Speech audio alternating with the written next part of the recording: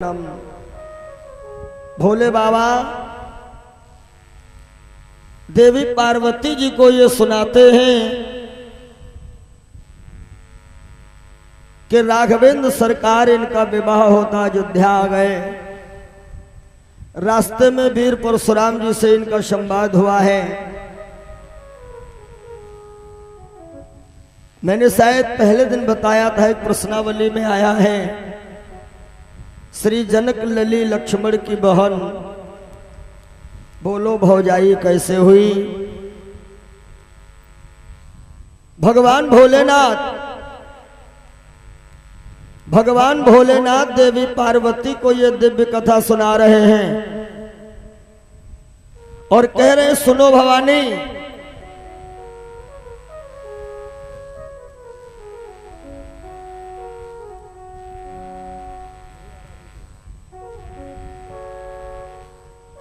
भोले बाबा कह रहे हैं, भवानी सुनो,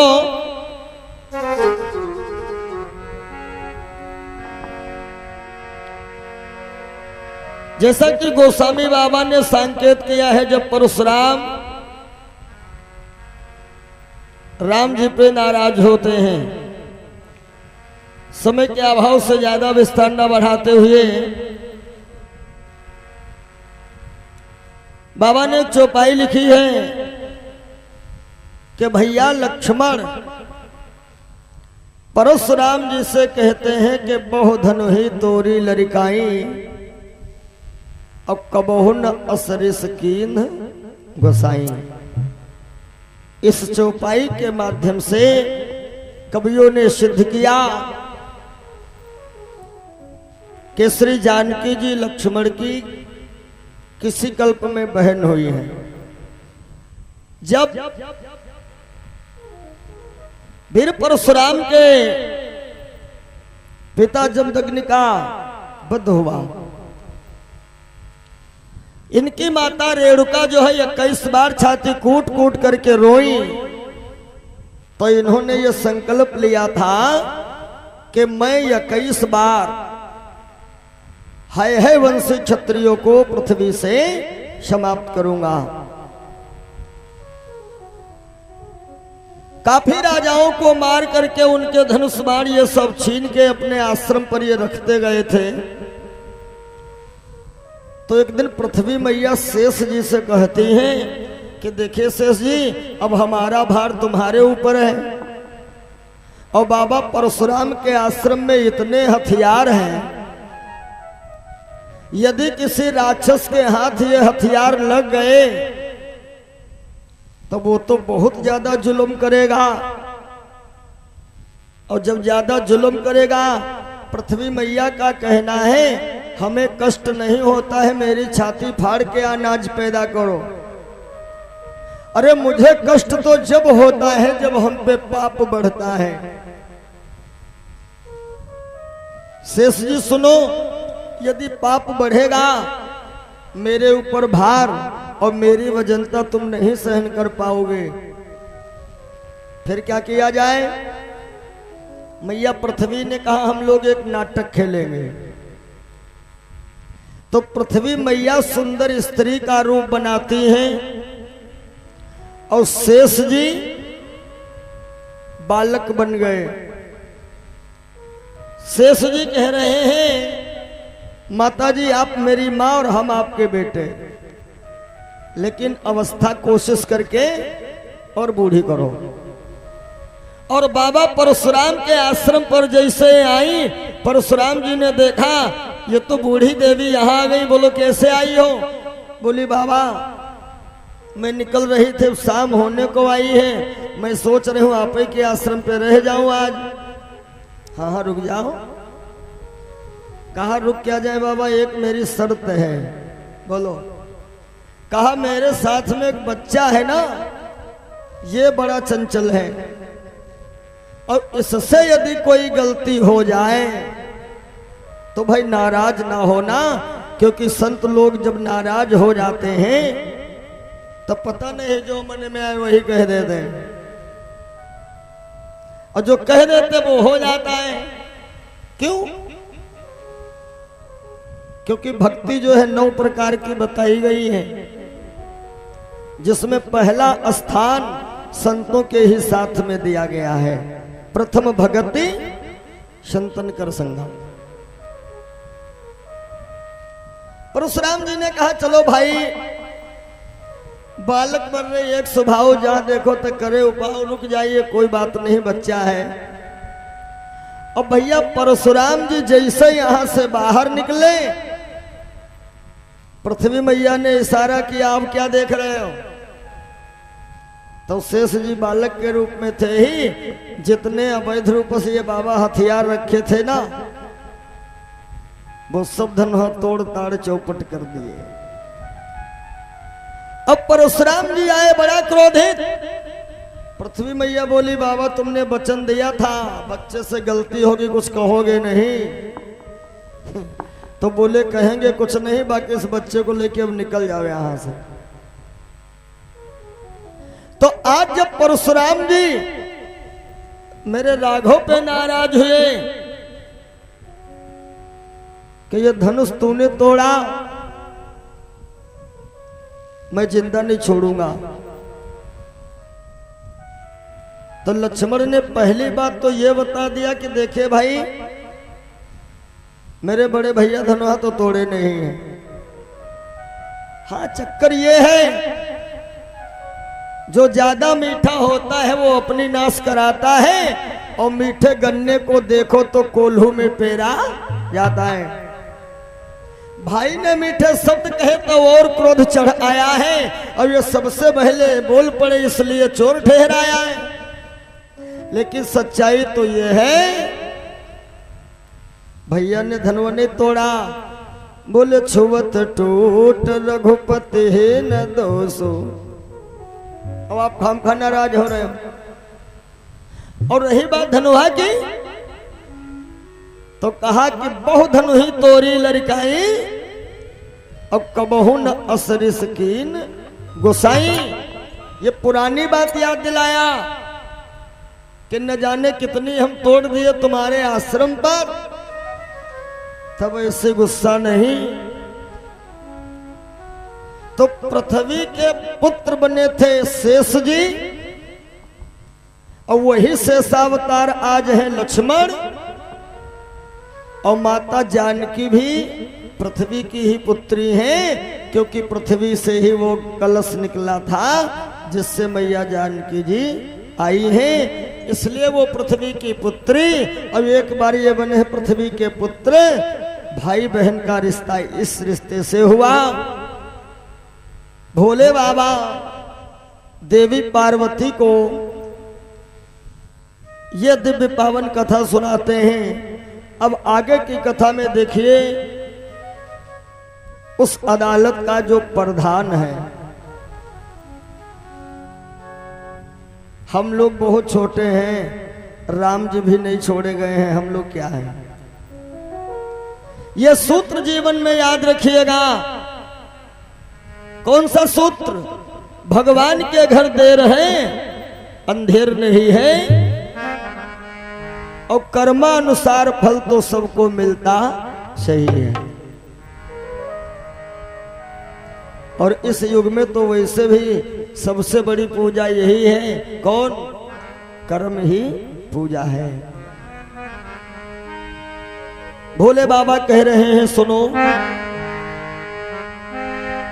कि जब तेरा मो ब्याही घर आए, जब तेरा ब्याही घर आए,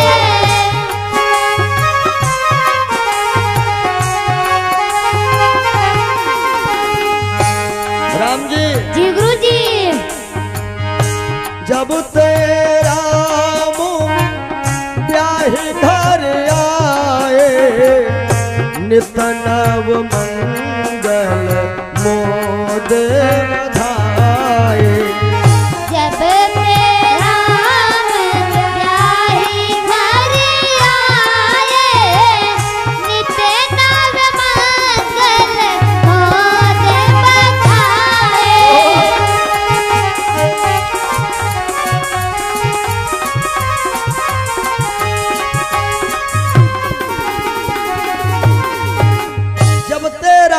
ब्याही घर आए, बड़ी प्रसन्नता है। और भैया एक दिन की बात सुने, देखो जानकी जी जब आई,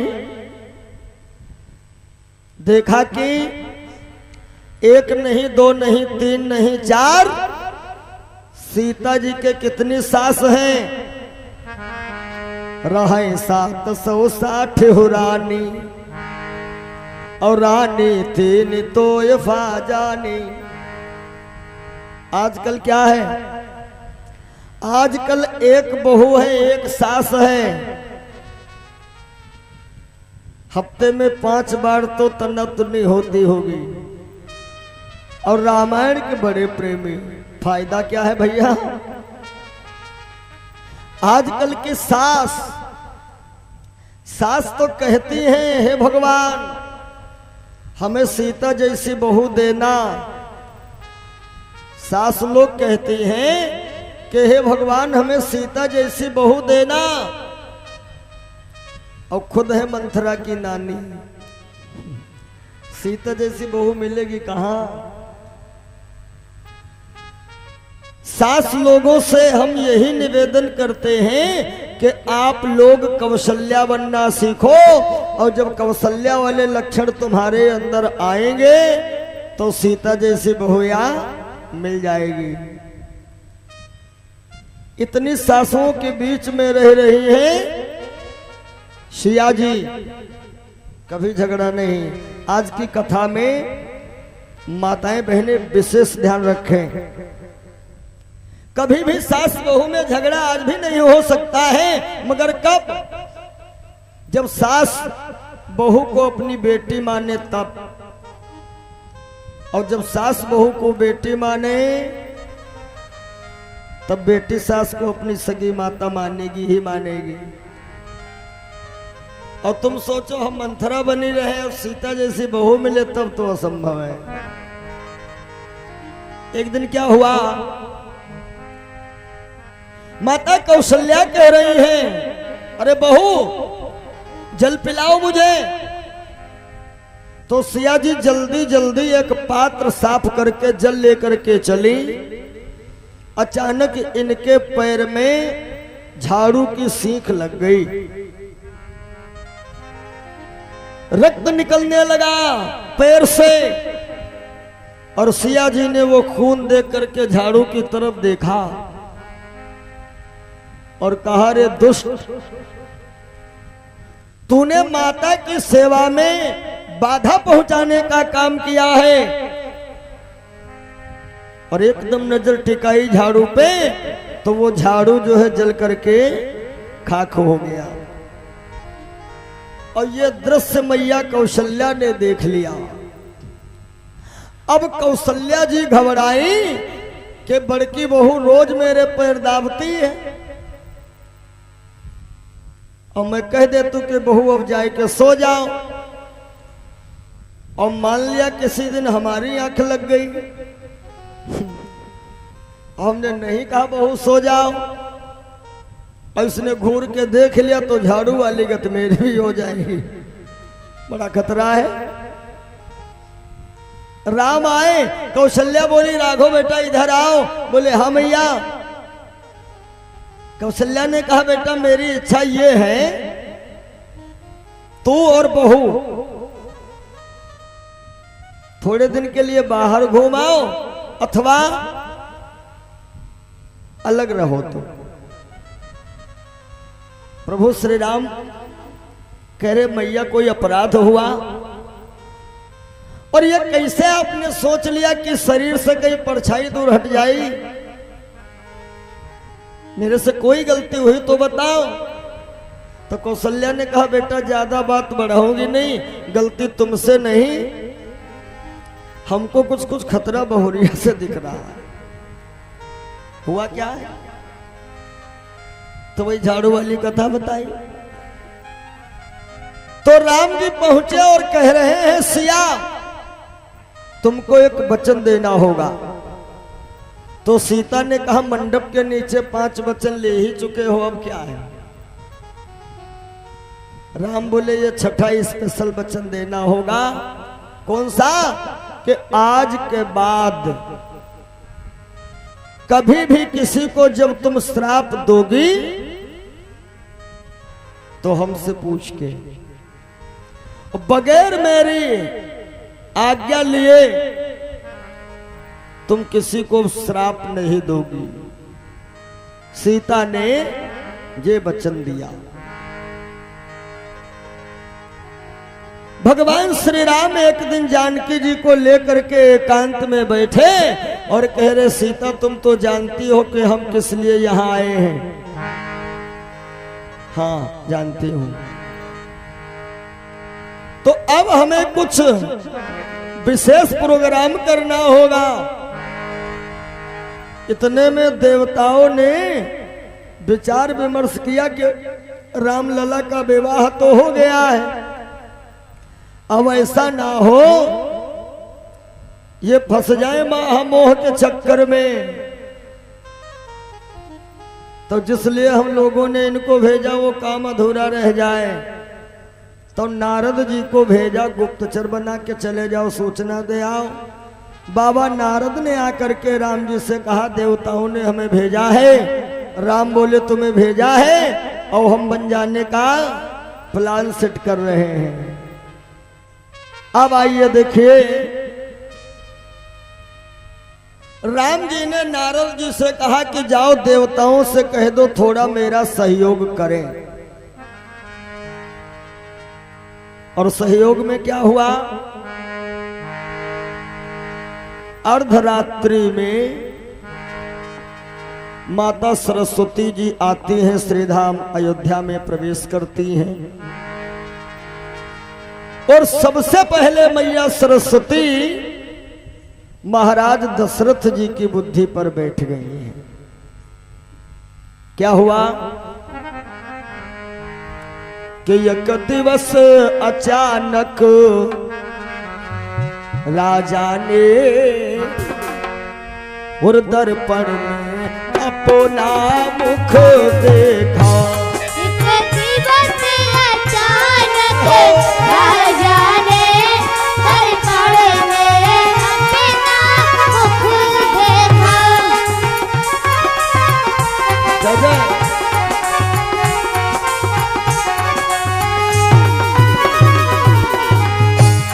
एक दिवस अचानक राजा ने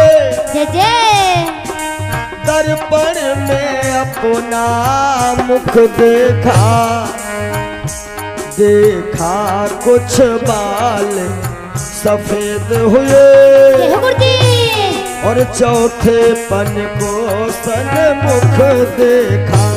देखा कुछ बाल सफेद हुए, चौथे पन को सन्मुख देखा।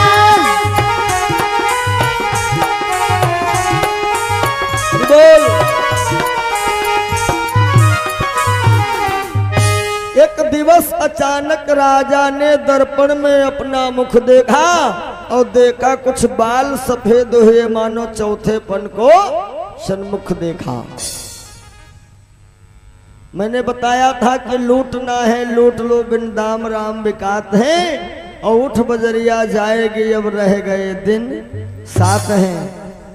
जब पैदा हुए तब तो पेट में चिल्ला रहे थे, भगवान हमको यहाँ से निकालो, बड़ा कष्ट है, भजन करूंगा।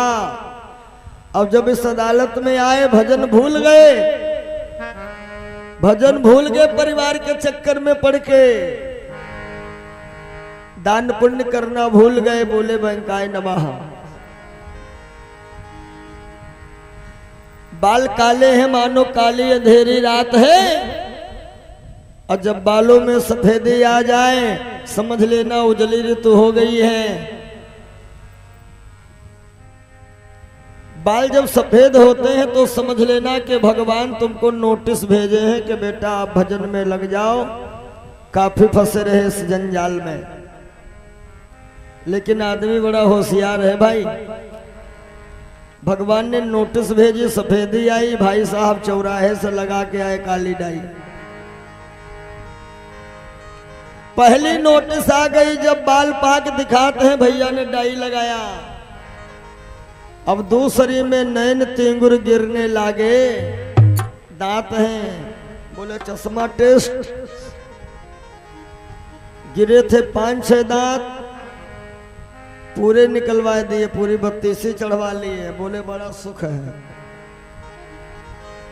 अब तीसरी में कमर झुक गए तब चलत पैर पिरात हैं,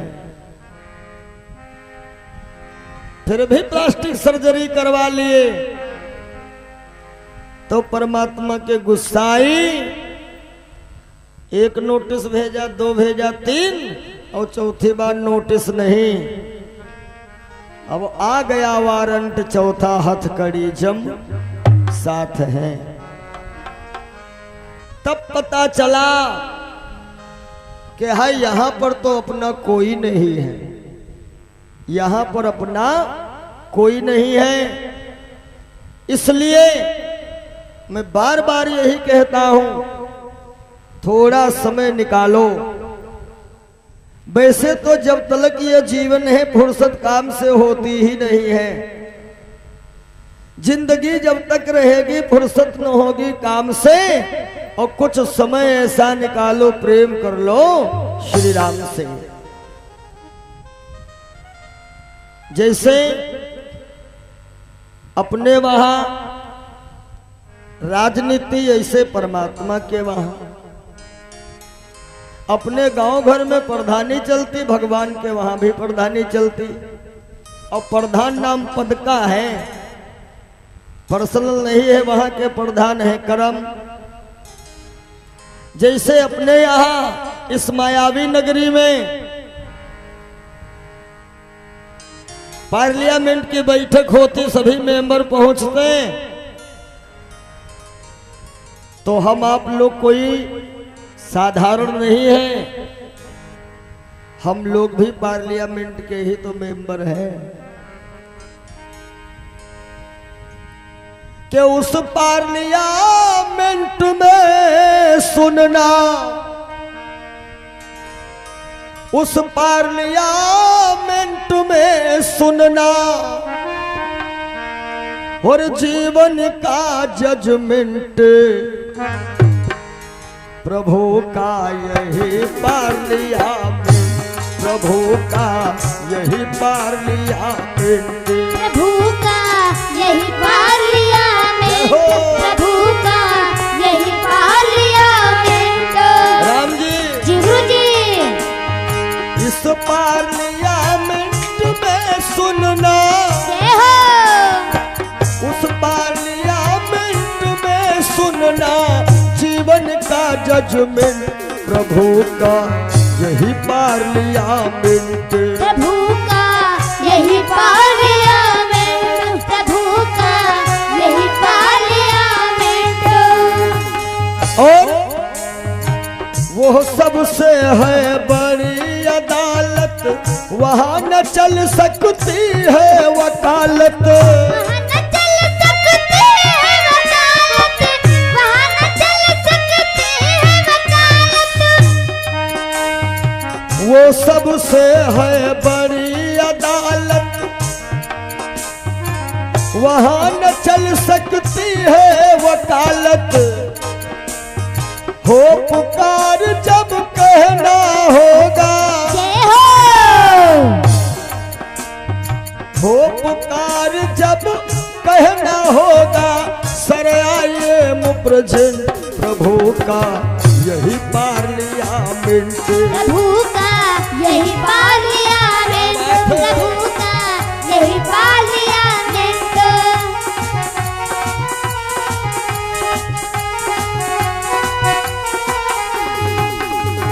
उस पार्लियामेंट में सुनना, जीवन का जजमेंट प्रभु का यही पार्लियामेंट, प्रभु का यही पार्लियामेंट, प्रभु का यही पार्लियामेंट। और जाना होगा तुम्हें जरूरी, चलेगी ना कोई मजबूरी। क्योंकि वहां से जब वारंट बन जाता है ना, तो चाहे जितने बड़े पैसे वाले हो और चाहे जितने गरीब हो, न बच्चा कोई वेद पुराण पढ़े और न बच्चा कोई शीश रखाए जटा, न बच्चा कोई वनमा वास किए और न बच्चा कोई ऊंचे चुनाए अट्टा। जाना होगा तुम्हें जरूरी, चलेगी ना कोई मजबूरी, चलेगी ना कोई मजबूरी, वहां तो जाना ही पड़ेगा। काहे? अरे अटेंडेंस पार्लियामेंट की,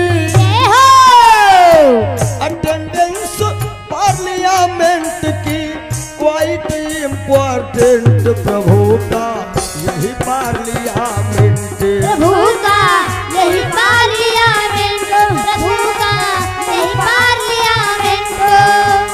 इस पार्लियामेंट में सुनना जीवन का जजमेंट, प्रभु का यही पार्लियामेंट, प्रभु का यही पार्लियामेंट, प्रभु का यही पार्लियामेंट।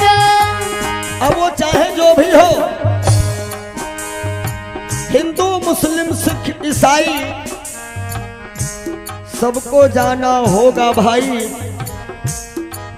और हो पुकार जब कहना होगा सर आइए प्रेजेंट। यह जो सुंदर सा मानव शरीर परमात्मा ने हमें दिया है, बार बार नहीं मिलना है।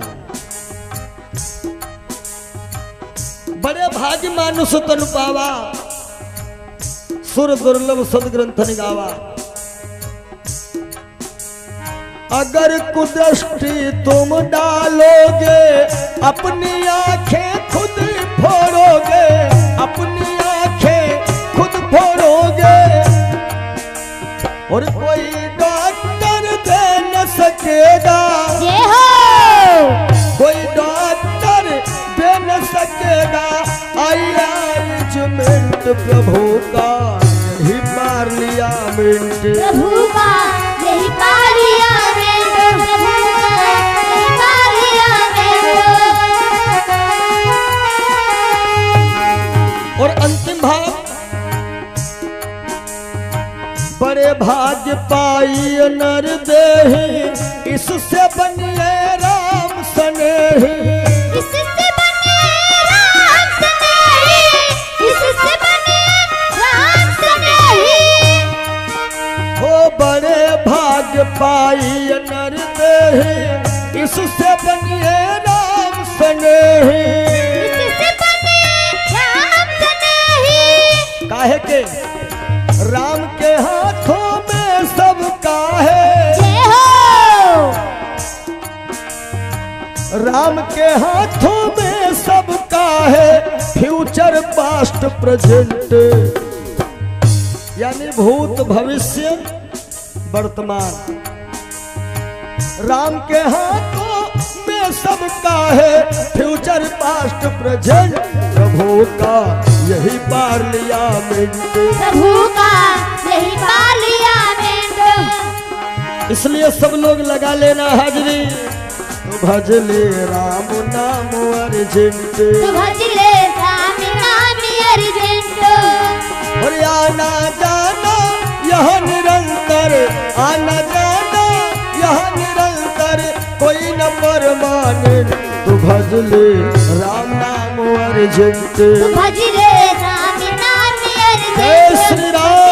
राम नाम अर्जेंट। प्रभु का यही पार्लियामेंट, प्रभु का यही पार्लियामेंट, प्रभु जी का यही पार्लियामेंट, प्रभु जी का यही पार्लियामेंट।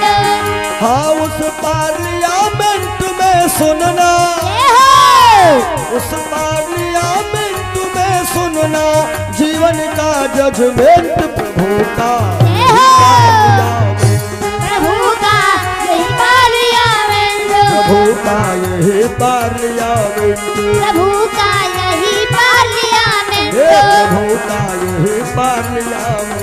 प्रभु का यही पार्लियामेंट। बोलो राघव राघवेंद्र सरकार की जय हो। अब देखिए कि माता सरस्वती आती हैं और सबसे पहले महाराज दशरथ जी की बुद्धि फेरती है। वो क्यों? आपने सुना था ना महाराज दशरथ जी के विवाह, इन्होंने श्री अश्वपति को यानी के कैकेयी के पिता को ये वचन दिया था कि तुम्हारी बेटी का बेटा ही मेरे बाद में राज्य का उत्तराधिकारी होगा। अब महाराज दशरथ उस कुल में है कि रघुकुल रीत सदा चली आई, प्राण जाए बर वचन न जाई। तो देवताओं ने सरस्वती जी को भेजा कि दशरथ जी की थोड़ा बुद्धि फेर देना, नहीं तो अपना कुल पकड़ के बैठेंगे भरत। दशरथ जी की बुद्धि फेरो ताकि वो बड़े बेटे को उत्तराधिकार, वैसे तो नियम यही है मगर ये वचन दे चुके थे, अब ये वचन का तो पालन करेंगे ही करेंगे। लेकिन माता सरस्वती आई, सरस्वती ने इनकी बुद्धि ऐसी फेरी, तभी तो इन्होंने राम के राजा बनाने प्रोग्राम अपना सेट करना चाहा। गोस्वामी बाबा लिखते हैं रामायण में कि श्रवण समीप, श्रवण समीप भय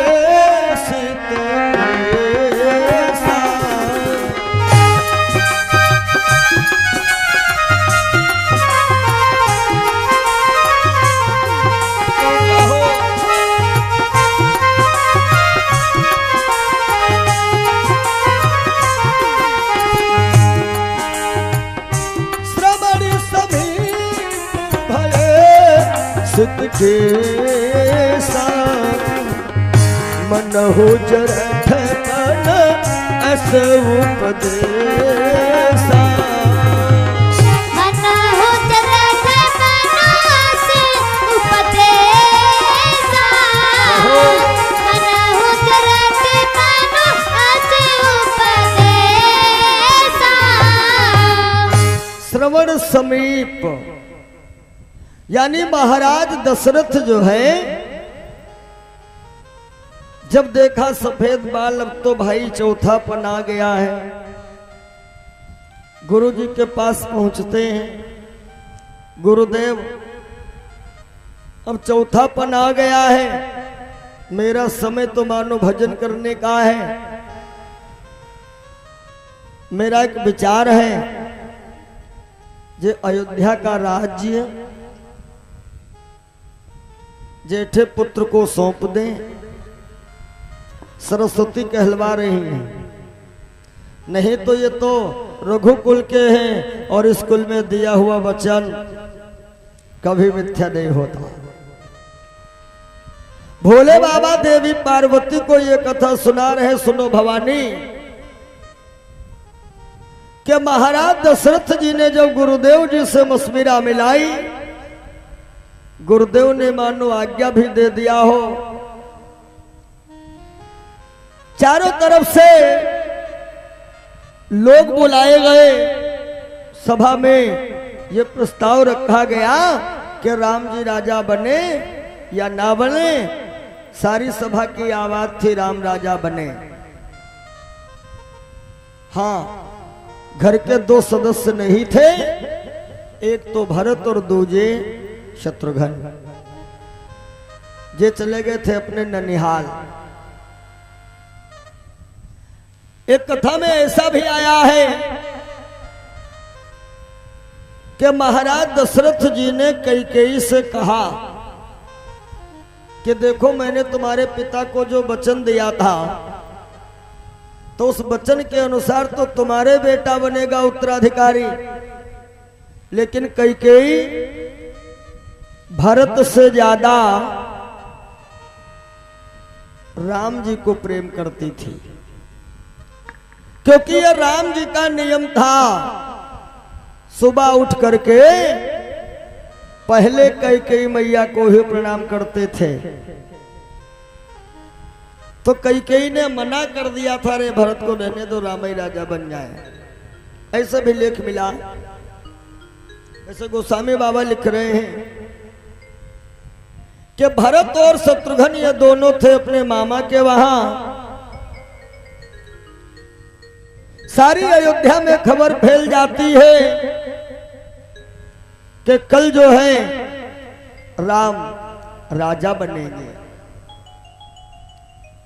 सारी अयोध्या ऐसे सजाई गई कि जैसे घर घर में मेरे राम राजा बनने वाले हैं। माता सरस्वती ने देवताओं से जाकर के संपर्क किया, सुनो मैंने दशरथ जी की बुद्धि फेर दी है, तो वो भरत के बजाय राम को ही राजा बनाने का प्रोग्राम कर लिए। देवताओं ने कहा ये तुमने क्या किया? अब राम यदि राजा बन गए तब तो मामला और गड़बड़ हो जाएगा। अब जाओ। अब कहां जाएं? अयोध्या में कुछ ऐसा करो ताकि राम राजा बन ना पाए।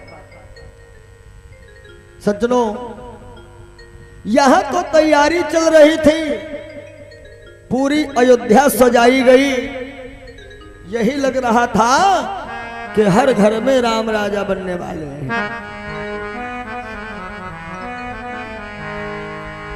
कि घर घर में पूरे गए चौक और बहुरंग पताका फहराई। घर घर में पूरे गए चौक, बहुरंग पताका फहराई। घर घर में पूरे गए चौक। हो घर घर में पूरे गए चौक, बहुरंग पताका फहराई। द्वारे द्वारे पर कलश सजे, द्वारे द्वारे पर कलश सजे। द्वारे द्वारे पर कलश सजे, बंधन वारे भी लहराई। द्वारे द्वारे पर कलश सजे, बंधन वारे भी लहराई। द्वारे द्वारे पर कलश सजे।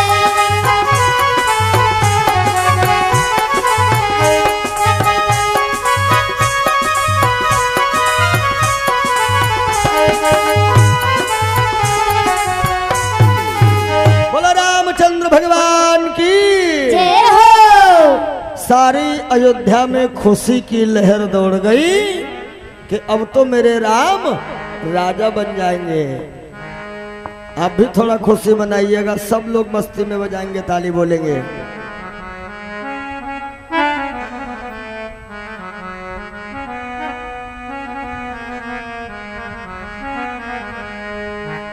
और राम राजा हो, राम राजा सिया जी महारानी अवधपुर राजधानी।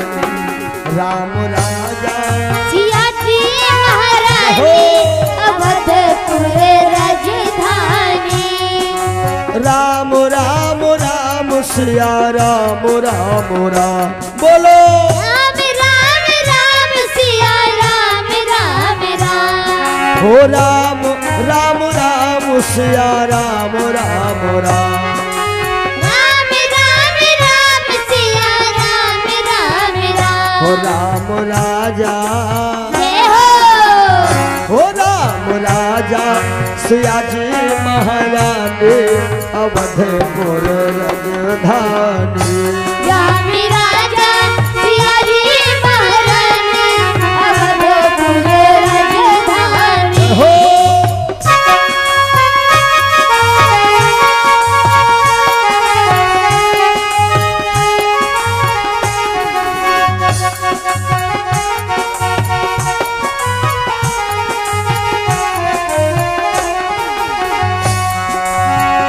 राम लक्ष्मण भरत शत्रुघ्न राम लक्ष्मण भरत शत्रुघ्न राम लक्ष्मण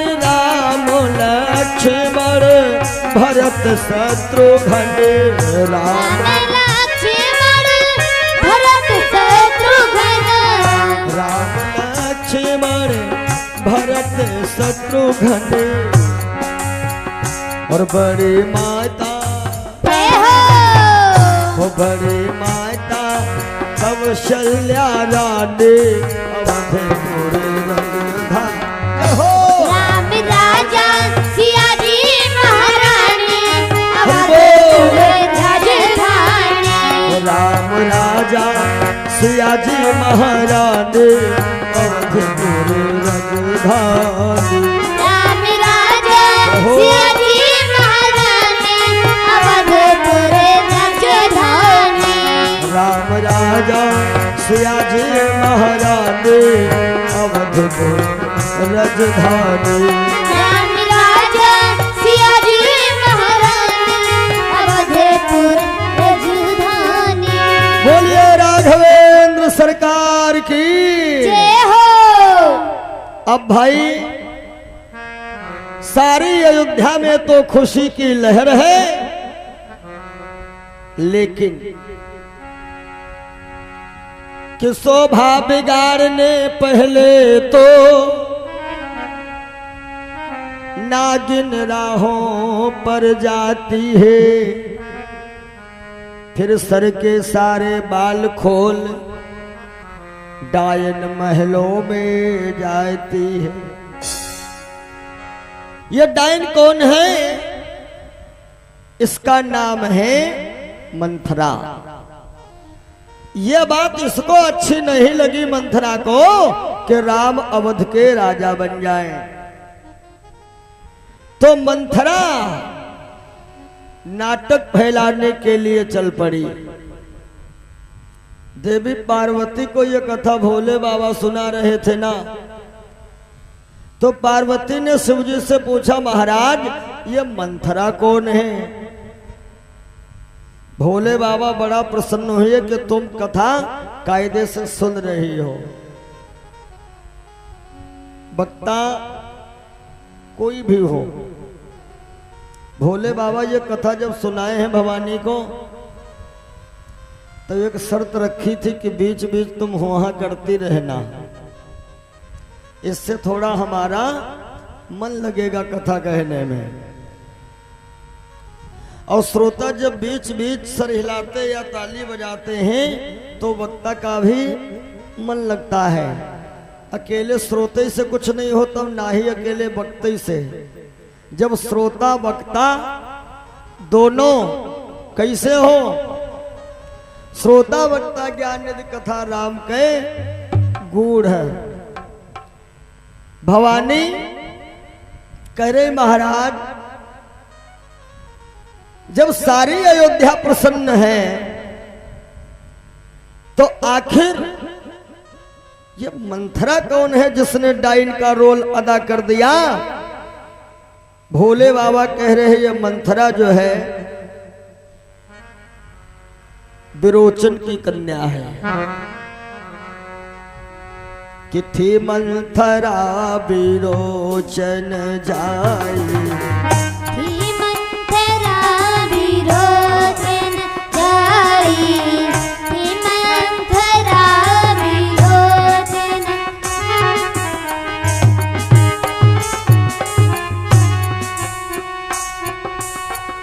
थी मंथरा विरोचन जाए, थी मंथरा विरोचन जाए, दिए सकल सुर समर भजाई।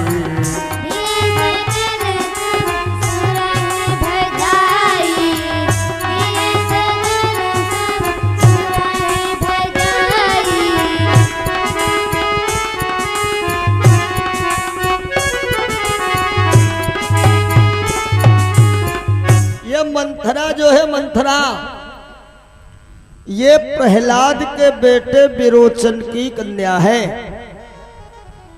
वही प्रहलाद जिनके लिए प्रभु जी ने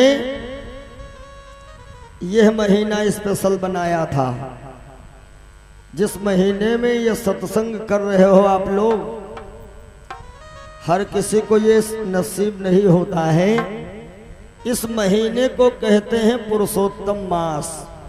वैसे नियम ये है, एक वर्ष में 12 महीने होते हैं, एक वर्ष में 12 महीने, लेकिन कभी कभी एक वर्ष में 13 महीना हो जाते हैं। इस बार जो है ये 13वां महीना है, मलमास। इससे ये सिद्ध हुआ कि प्रबल प्रेम के पाले पड़कर प्रभु को नियम बदलते देखा, और उनका मान भले ही टल जाए लेकिन भगत का मान ना टलते देखा।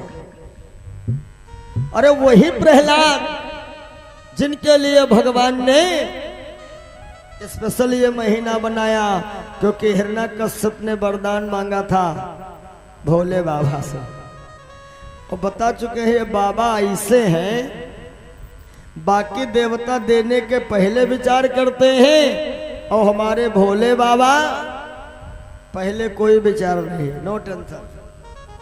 टेंशन तो बाद में बढ़ती है। हाँ, अब ये खुश बहुत जल्दी होते हैं।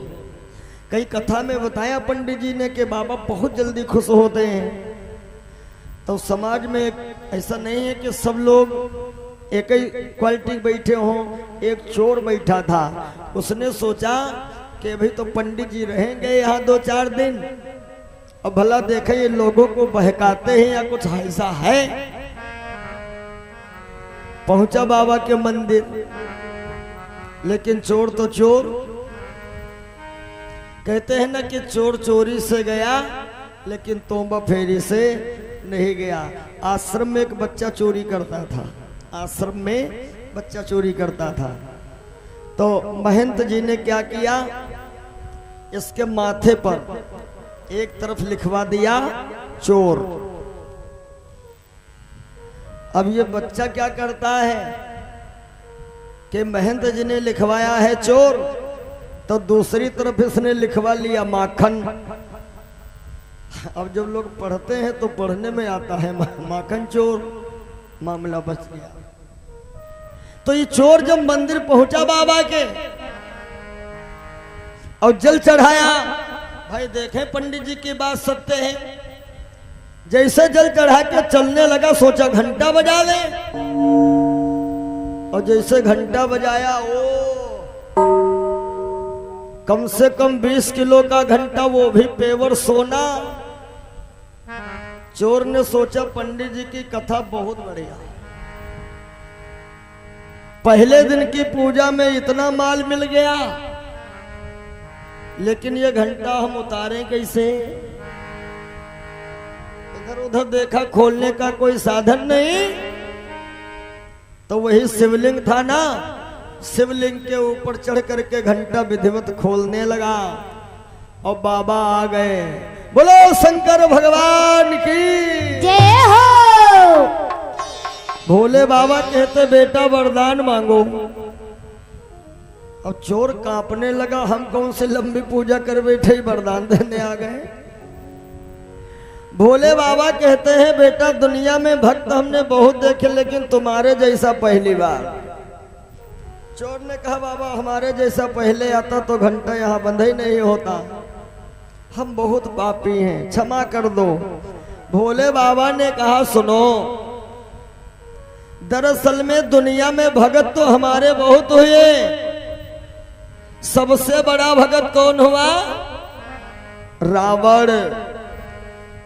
दुनिया में रावण के समान पंडित और वीर न दूजा है, और जिसने अपने सर काट काट भोले बाबा को पूजा है। लेकिन बेटा तुम रावण से भी बड़े वाले निकले। कैसे? कहा उसने केवल सर चढ़ाया था, तुमने तो पूरा शरीर ही चढ़ा दिया।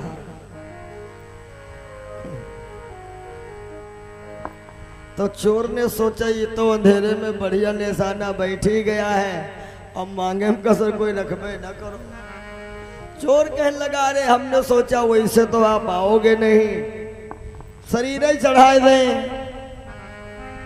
अब इस घंटे पे नियत खराब हो चुकी है, हमको वहीं दे दियो। अब हो सके तो मेरी गरीबी दूर कर देना। ऐसे हैं हमारे भोले बाबा कि नीक लागे बाबा की दुआरिया हो। एक बार हाजिरी लगा लेना। दुआरिया से नीक लागे बाबा के दुआरिया हो। दुआरिया से लग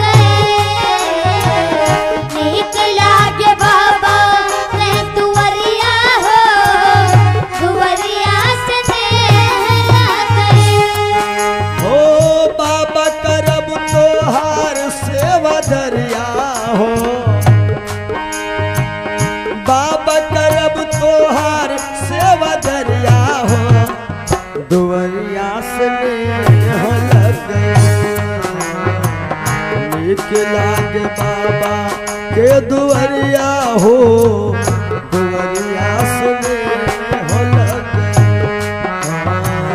नीक लागे बाबा के दुआरिया हो। दुआरिया से लग नीक लागे बाबा के दुआरिया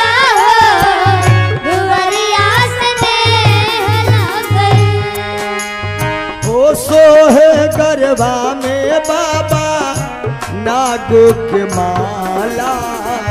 सोहे गरबा में बाबा नागो की माला। बड़ा मन मोहे सबके पहन मृग छाला। बड़ा मन मोहे सबका पहन मृग छाला। जटा बहल हो बोलो गंगा मैया की। जटा बहल गंगा जी के पनिया हो। दुआरिया से लग नीक लागे बाबा के दुआरिया हो। दुआरिया से लग बाबा करब तोहार सेवा दरिया हो। बाबा करब तोहार सेवा दरिया हो। दुआरिया से लग नीक लागे बाबा के दुआरिया हो। दुआरिया से लग नीक लागे बाबा के दुआरिया हो। दुआरिया से बोलिए शंकर भगवान की जय हो। तो भैया भोले बाबा से हिरण्याकश्यप ने ये वरदान मांग लिया था कि ऊपर न मरूं, नीचे न मरूं, दिन में न मरूं, निस में न मरूं, नर से न मरूं, पशु से न मरूं। यहाँ तक के कह दिया 12 महीनों में ना मरूं। और जब ये प्रहलाद को सताने लगा तो भगवान ने एक स्पेशल महीना बनाया, यही जिसको कहते हैं मल मास। इसका शुद्ध नाम है पुरुषोत्तम मास। तो वही प्रहलाद, भक्त प्रहलाद के बेटे विरोचन और इन्हीं की ये कन्या है मंथरा। दरअसल में विरोचन भी जो है बहुत बड़े दानवीर थे। एक बार देवताओं ने बहुत बड़ा षड्यंत्र रचा और ब्राह्मण का भेष बना करके जंगल में विरोचन को मिलते हैं और दान के रूप में क्या मांगा? विरोचन की उम्र मांग लिया। अब जब आयु मांग लिया तो विरोचन की कन्या नाराज हुई। देवताओं से भयंकर युद्ध, देवताओं के छक्के छुड़ा दिया। एक दिन की बात है, देवराज इंद्र से यह टकराई और इंद्र इसको देख करके प्रहार नहीं करते क्योंकि वो स्त्री है। फिर क्या है, भगवान विष्णु के कहने पर, भगवान विष्णु जी के कहने पर देवराज इंद्र ने इसका वध कर दिया। और मरने के बाद ये गंधर्वी हुई है और उसी गंधर्व का, गंधर्वी जब ये हुई है तो इसी गंधर्वी की एक कन्या, उसका विवाह हुआ, यानी इसी गंधर्वी का दामाद, उसको महाराज केक ने मार डाला था। ये जो मंथरा है ये विरोचन की कन्या है और इंद्र देवता ऐसे नहीं मारते, विष्णु जी के कहने पर इसे मारा। तो मरते मरते इसने कसम खाई कि ठीक है तुमसे भी बदला लेंगे हम।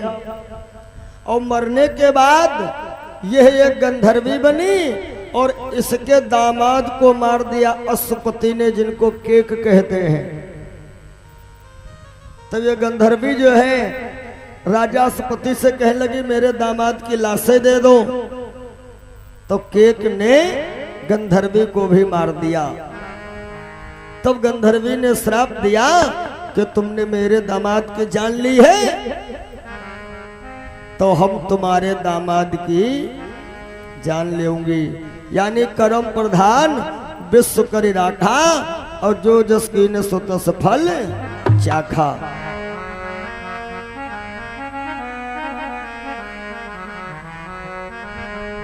कि मरते समय गंधर्व ने यह श्राप भूपति को दिया।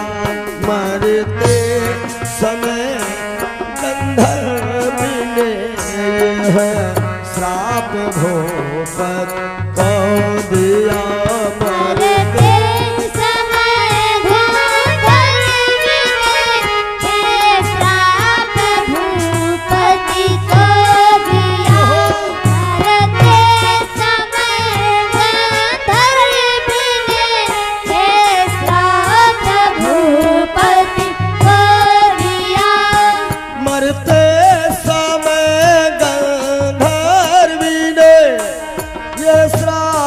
भूपति को दिया हे अश्वपति दामाद मेरा, आपने जो वध किया। हे अश्वपति दामाद मेरा,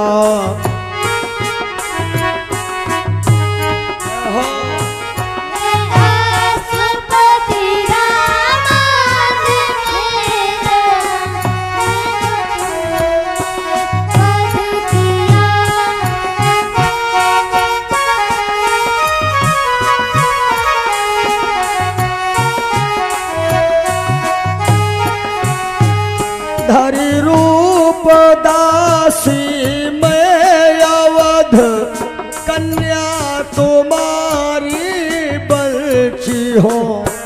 दामाद तेरा मारी सुंदर, दामाद तेरा मारी सुंदर। विपतिपुर में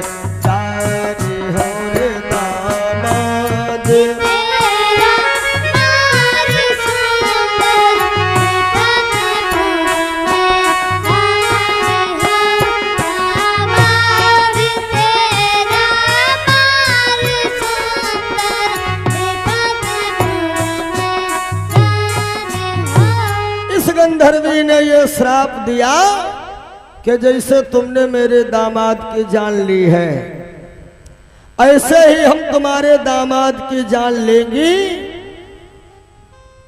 और वही विरोचन की कन्या मंथरा,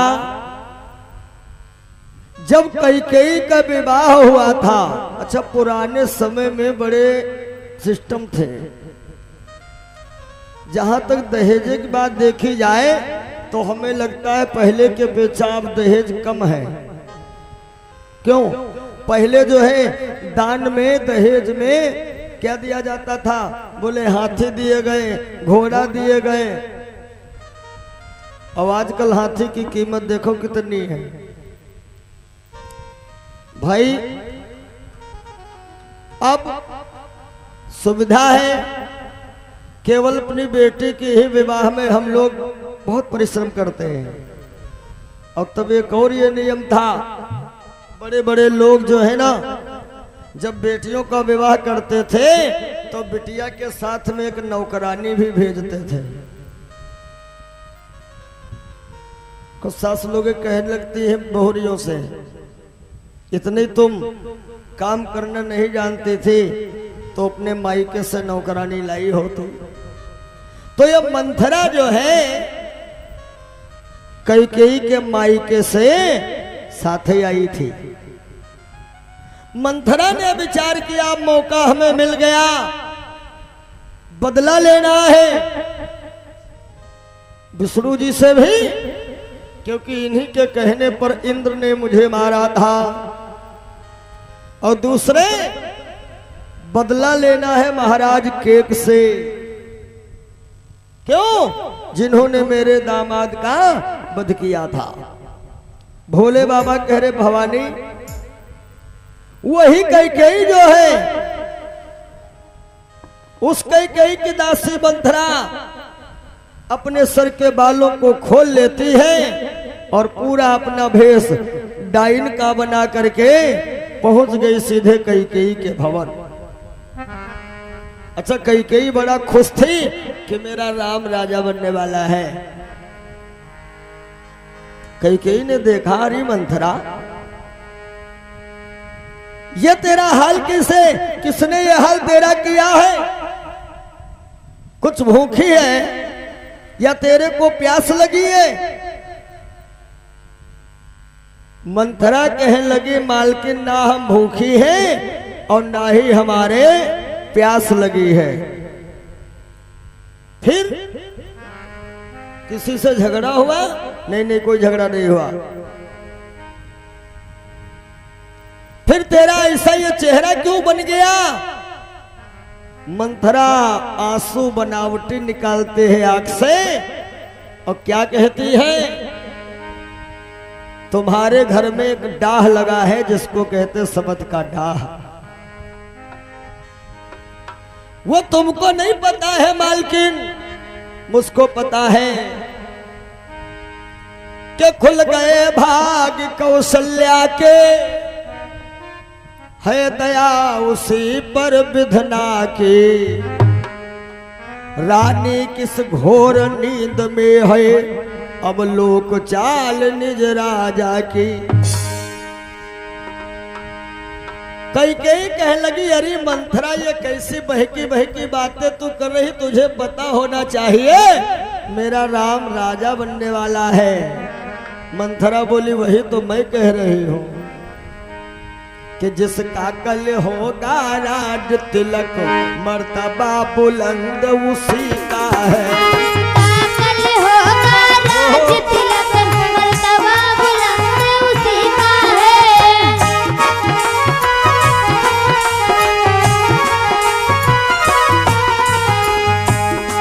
वो जिसका कल होगा राज तिलक, मर्तबा बुलंद उसी का है।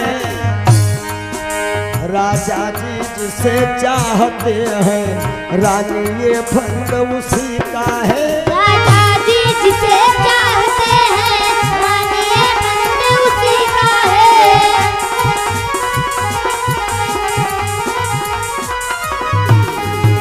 अरे तुम्हें पता होना चाहिए कि इस प्रोग्राम की तैयारी इतना अर्जेंट की गई, दूर दूर के राजा महाराजा बुलाए गए। और आज समय की बात देखो, भरत घर पे नहीं है। देखिए, राज तिलक की सूचना हर जगह तो दशरथ ने भिजवाई थी तत्काल प्रभाव में। एक दो जगह इन्होंने सूचना नहीं भिजवाई। कहां कहां? जनकपुरी को भी कार्ड नहीं भेजा था कि राम का रात तिलक होना है। देवी पार्वती ने पूछा भोलेनाथ, आखिर यह बताओ जनकपुरी को काट क्यों नहीं गया, जबकि जनकपुरी को काट जाना जरूरी था। भाई जब भी घर पे कोई प्रोग्राम होता है ना, तो तुम्हारे दिमाग से भले ही बात उतर जाए, लेकिन देवी जी याद जरूर दिलवा देती हैं। वो मायके के लिए काट दे दो, वो चाचा है ना, वो एक हमारे फूफा जी हैं, मतलब तुम्हारे संबंधी भले रह जाए, उनकी लिस्ट में कोई कमी नहीं होनी चाहिए। हाँ, अब देखिए भरत शत्रुघ्न तक नहीं आए, तुम्हारे साथ में छल हो रहा है। कैकेयी को बहुत गुस्सा लगी, क्योंकि कैकेयी राम को बहुत मानती थी। कैकेयी ने मंथरा को डांटा कि अब के जो ऐसे वचन कहे तो तेरा मुंह नुचवा लूंगी। युवराज राम होगा जिस क्षण तुमको मैं मुंह मांगा दूंगी। तू मुख्य अनुचरी मेरी है, इस कारण पुरस्कार ये ले।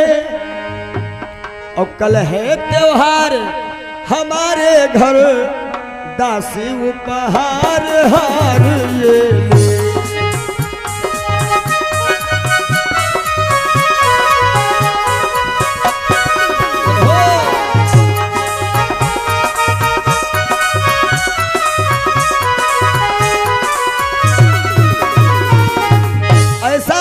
कैकेयी ने निकाला अपने गले का हार और कहा ये चल पहन ले, अब कल जब राम राजा बनेगा तो तुझको और दूंगी। मंथरा और नाटक फैलाती है, मालकिन ये हार तुम्ही को मुबारक हो, और हमको गर्ज क्या पड़ी है जो अपना मुंह हम नुचवावे, चाहे राजा राम हो और चाहे राजा हो भरत, हमका तो नौकरी ही करेगी। अरे कौन रप होई हमें का हानि,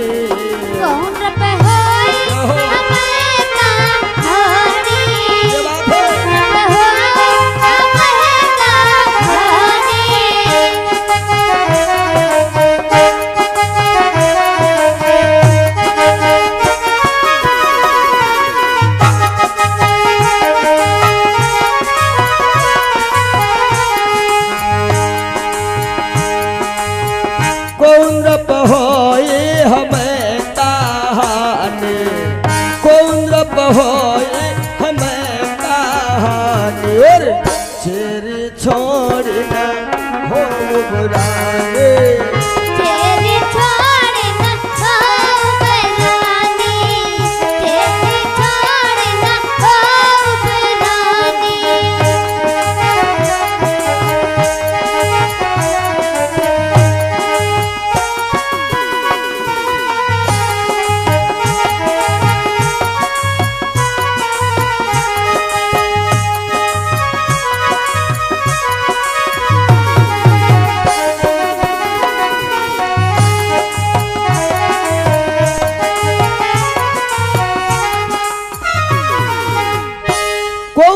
होई हमें कहानी, चेरी छोड़ न हो बरानी। अब माता सरस्वती फिर देवताओं के पास गई कि मंथरा तो पूरा जोर लगा रही है, लेकिन कैकेयी पे कोई फर्क नहीं पड़ रहा है। तो देवताओं ने कहा हमारा मुंह देखने आई हो, अरे जाओ कैकेयी की बुद्धि फेर दो। तब कैकेयी की बुद्धि पे माता सरस्वती जी आ गई है। और जैसे सरस्वती आई, मंथरा चलने लगी। कैकेयी कहते रुको रुको, ए दासी इधर आओ। देखो सच कहते हैं ना कि अपना अपना ही होता है। और तू मेरे मायके से आई है, भरत को इतने से गोदी में खिलाया है, इसलिए तुझे दर्द है। अरे सुन मंथरा, तेरी पीठ पे दुनिया वाले कहते ये कुंवर है, लेकिन कुंवर नहीं है। फिर कहा जब भगवान बुद्धि बांट रहे थे, भगवान जब बुद्धि बांट रहे थे तो हमें लगता है तू सबसे बाद में गई थी, और सबसे बाद में जाने के लिए प्रभु ने विचार किया बाद में आई है, बची बचाई बुद्धि सब तुझको दे दिया, और जब ज्यादा हो गई होगी तो उसकी एक पोटली बना के तेरी पीठी पे बांध दिया है। अब देखिए कैकेयी की बुद्धि तो फिर गई, मंथरा फिर इनको समझाने लगी, सुनो मालकिन बोलो। कहा तुमको शायद याद नहीं होगा, तुम्हारे 2 वरदान महाराज दशरथ जी के पास सुरक्षित हैं, और आज मौका है वही दोनों वरदान मांगने का। देवासुर संग्राम हमेशा देवताओं की मदद करने जाया करते थे महाराज दशरथ, और कैकेयी को ये साथ ले जाते थे। क्यों? क्योंकि कैकेयी जो है ये वीरांगना है, वीरांगना। एक बार ऐसा कुछ हुआ कि महाराज दशरथ जी के रथ से धुरे की कील निकल गई। कैकेयी ने देखा तो सोचा कील निकल गई, ऐसा ना हो पहिया निकल जाए, मामले गड़बड़ हो जाए, हाई स्पीड में गाड़ी चल रही है। तो कील की जगह पे कैकेयी ने अपनी उंगली लगा दिया, और जब उंगली लगी महाराज दशरथ कैकेयी को देखा, कहते हैं तुम्हारी वजह से आज जान बच गई, मांग लो जो मांगना है। और 2 बार कहा मांगो मांगो, तो कैकेयी ने कहा मांगे क्या, ये 2 वचन सुरक्षित रखो, जब समय आएगा तब मांग लूंगी। पार्वती ने कहा कि प्रभु ये बताओ, लोहे की कील का काम उंगली कर गई, मानो रथ की धुरी का कील निकल गया, कैकेयी ने उंगली लगाया, कहा लोहे की कील और कहा उंगली। भोले बाबा ने कहा भवानी ज्यादा कथा न बढ़ाओ, एक संत का श्राप था कैकेयी को। बाबा बैठे थे भजन कर रहे थे, और कैकेयी सखियों के साथ पहुंची। अच्छा बच्चा लोगों का हिसाब जानते हो, कैकेयी ने क्या किया, थोड़ी कालिख लिया, कोयला, और बाबा के मुंह पे खूब लगाया। जब संत जी की आंख खुली, हाय कैकेयी ये तूने क्या किया, और मेरी कालिख तो अभी पानी से धुल जाएगी, और तुझे ऐसा कलंक लगेगा जो धुलेगा नहीं। मेरा दंड गायब कर दिया, दंड लेकर के आ।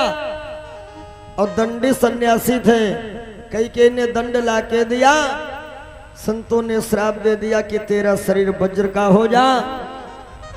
कैकेयी चरणों में गिर गई, गिड़गिड़ाने लगी, स्वामी जी क्षमा कर दो।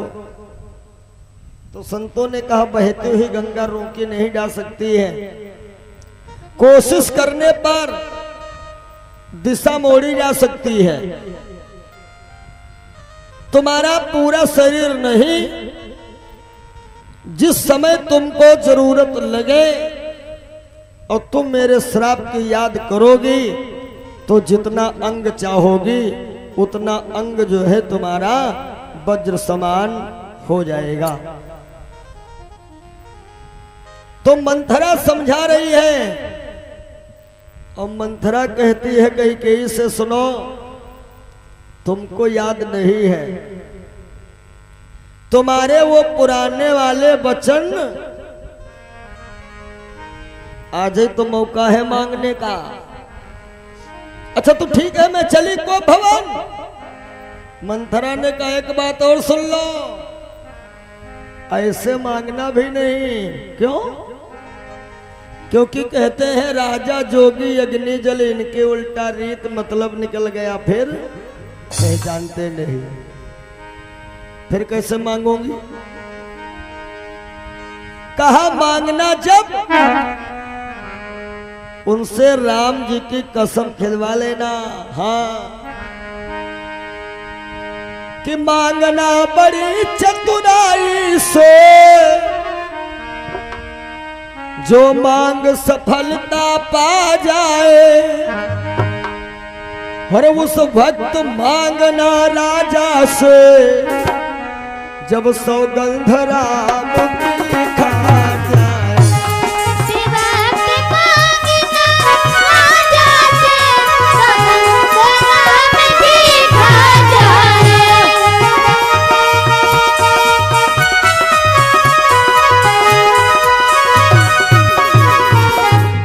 यानी कैकेयी ने मंथरा से पूरा पूरा मंत्र ले लिया। मंथरा कह लगी ऐसे न मांगिएगा, पहले कसम खवा लियो कि भूपति राम शपथ जब करहि। भूपति राम शपथ जब करहि।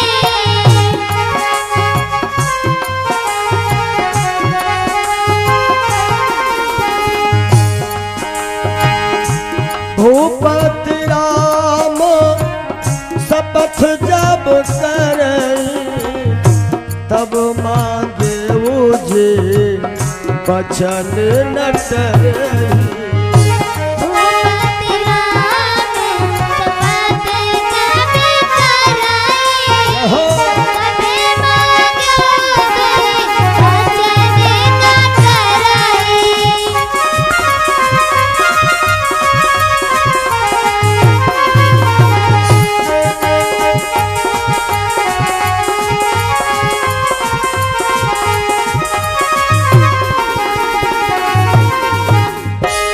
भैया कैकेयी जो है पहुंच गई कोप भवन, माने गुस्से वाला रूम। हाँ तब राजा लोग बनवा देते हैं अलग एक मकान या एक रूम गुस्से वाला। कोई नाराज हो वहीं जाके बैठे, और घर के मुखिया आवे तो फिर मनाई के ले आवे। महाराज दशरथ जी आए, कोप भवन को ही पहुंच गए। अरे कैकेयी, ये अचानक तुझे क्या हो गया? तू कोप भवन आ गई? कैकेयी नहीं बोली। अरे ओ कैकेयी, जैसे हाथ लगा तो कैकेयी ने दिया झीटा, हट जा महाराज। क्यों, क्या हुआ? कहा कि महाराज हमें परेशान ना करो, कि मैं कौन तुम्हारी होती हूं जो मुझे सताने आए हो। अंदर रखते तुम स्वार्थ भाव प्रत्यक्ष मनाने आए हो। दशरथ कहने लगे अचानक तुझे क्या हो गया, ये सब क्या बता रही हो? अरे सुन, तुझे पता होना चाहिए बड़का बेटा राजा बनने वाला है। बहुत आज हम खुश हैं, मांगना है वो मांग लो। जैसे कहा मांगना है मांग लो। कैकेयी ने कहा पहले देने को कहे थे, आजो तक नहीं दे पाए, और अब फिर कह रहे हो मांग लो। देखिए माया ठगनी में हम सबके सब फंसे। दशरथ कह रहे हैं देवी दो नहीं तुम चार मांग सकती हो। कैकेयी ने कहा मैं चार की जरूरत नहीं, हमारे पुराने वाले दे दो, मांगो। कैकेयी ने कहा ऐसे नहीं मांगूंगी, हो सकता है तुम मुकर जाओ। दशरथ बोले क्या बात कर रही हो, हम किस वंश के हैं? रघुकुल। कि रघुकुल रीति सदा चली आई।